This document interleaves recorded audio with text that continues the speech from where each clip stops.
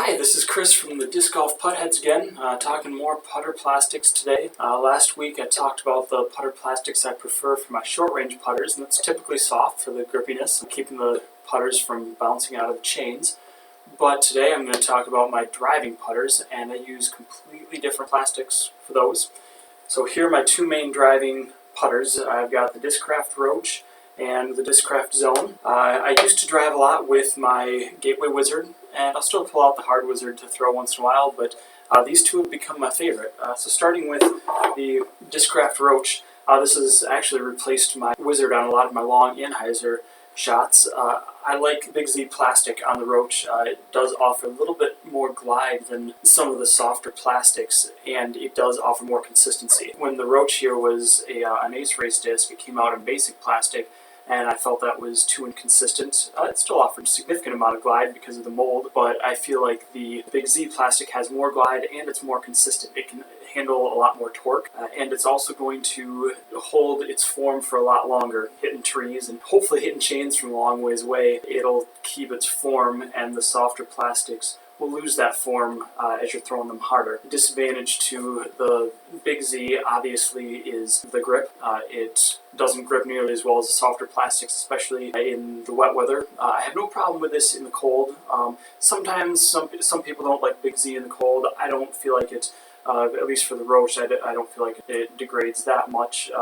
It's slightly more stable. The grip's fine, but it's really the wet weather that I have trouble with the Big Z plastic. And the Big Z plastic does offer a little bit extra glide than some of the basic plastics.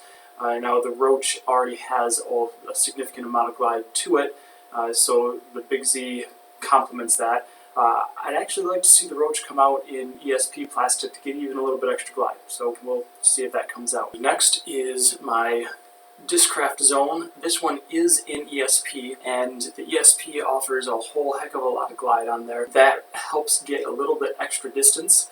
It can help you shape your shots, and that is important for me on the Zone because the Zone is so overstable that it's difficult to shape the shots to begin with. So adding a little bit extra glide helps me get just a little bit more shape when I'm trying to bend around trees or through the fairways. The grip is just a little bit better than the Big Z, and it's definitely a consistent mold. And again, with the premium plastics, it's going to hold its form when you hit trees harder, and it will hold up to a little bit extra torque.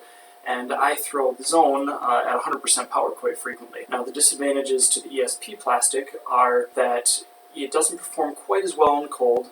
It hardens up, and it also has a tendency to get a little bit slippery, especially when wet or when icy. A little bit slipperier than the Big Z does. So sometimes I'll switch to a more basic plastic in the winter, but it performs great in the summer. Now I don't like this plastic for my close-up putters because there's so much glide that sometimes it just takes the putter right by, but it's great as a driving putter. So that's all I got for you today.